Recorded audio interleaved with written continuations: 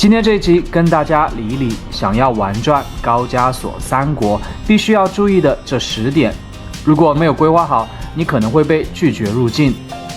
也希望大家在評論區補充其他比較重要的注意事項。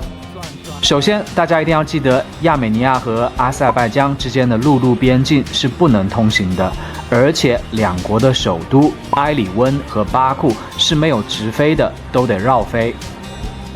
第一點，如果是選擇飛機去往這3國的話，要不就是順時針從亞美尼亞首都埃里溫開始，然後飛往格魯吉亞首都第比利斯，再飛往阿塞拜疆首都巴庫，或者是逆時針，就是從巴庫飛第比利斯，再飛埃里溫，這都可以。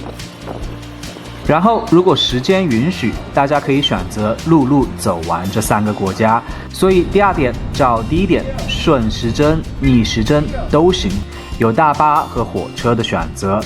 大巴基本每天都有，但是火車一定要提前看好時間，因為不是每天都有，它是根据季節和單雙號來排。像從第比利斯到埃里溫的火車，夏季是每2天發一班，6、7、9月的單數日子發車，如1號、3號、5號。8月份在雙數日子發車，如2號、4號、6號。第3，因為我有無人機，我都會注意每個國家的政策。這3個國家抓無人機最嚴的是阿塞拜疆。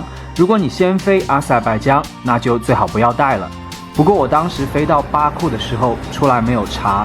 不過最好不要相信運氣，腳掉也划不來。如果大家想帶，最好是走陸路，因為另外2個國家的無人機政策很鬆。然後飛機離開阿塞拜疆的時候，把無人機放到托運行李，一般查不到。第4，據我了解，先去亞美尼亞，再通過格魯吉亞飛入阿塞拜疆。阿塞拜疆海關看到你亞美尼亞入境章會問得比較嚴格，會問你有沒有去過納卡地區或者一些爭議地區。如果你去過，那你可能會被直接拒絕入境，還會被永久拉黑或者拘留。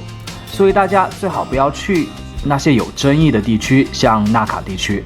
如果是先到阿塞拜疆，然後再通過格魯吉亞進入亞美尼亞，基本上亞美尼亞海關問得相對寬鬆。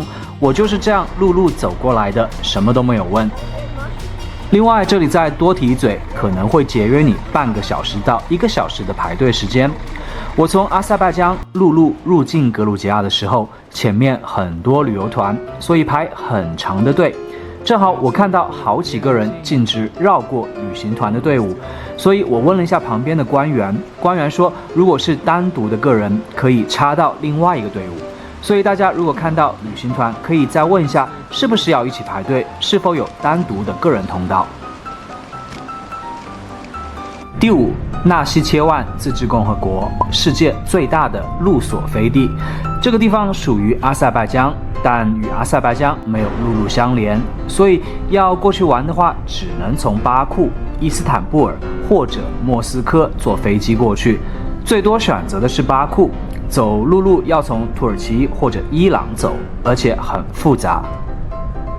好消息是，在美國總統川普的斡旋下，亞美尼亞與阿塞拜疆於2025年8月8日簽署了和平協議。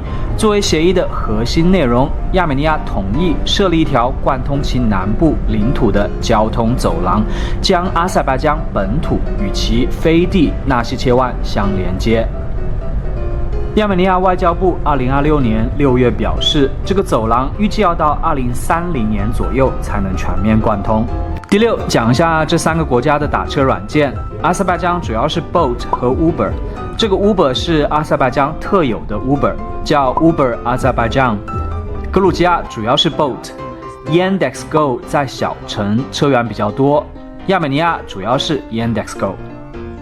第7，這3個國家最好隨身都帶一些現金，像在埃里溫的集市買紀念品，還有邊境小鎮拼車都只能用現金。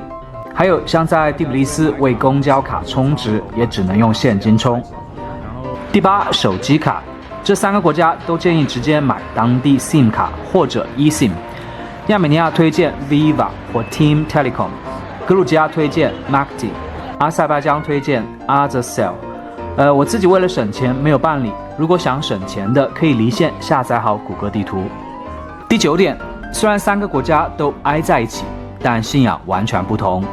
亞美尼亞和格魯吉亞是古老的基督教國家，去參觀他們的修道院和教堂時，女性通常需要準備一條絲巾裹住頭髮，男女都不能穿不過膝蓋的短褲、短裙。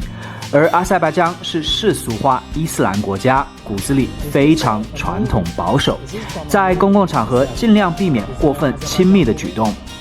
還記得我採訪的一個咖啡廳工作的大學生，他說他們一個攝像頭覆蓋不到的座位被老闆特意放置預定的牌子，原因是不想有人坐在那個位置親熱。最後一點，第10點，3個國家都很安全，晚上也很安全。想去任何國家，大家看好自己的包，不要一個人走夜巷，這些基本常識基本上沒有問題。唯一要注意的是，巴庫開車很狂野，而且我遇到的絕大多數司機都不讓人，所以過馬路一定要注意，千萬不要低頭玩手機。好了，希望這10點對你計劃去高加索這3個國家有幫助。這裡算冷門旅行地，而且物價真的比西歐便宜1半左右，很有性價比。我個人十分推薦。最後祝大家旅途愉快，下期我們亞洲見。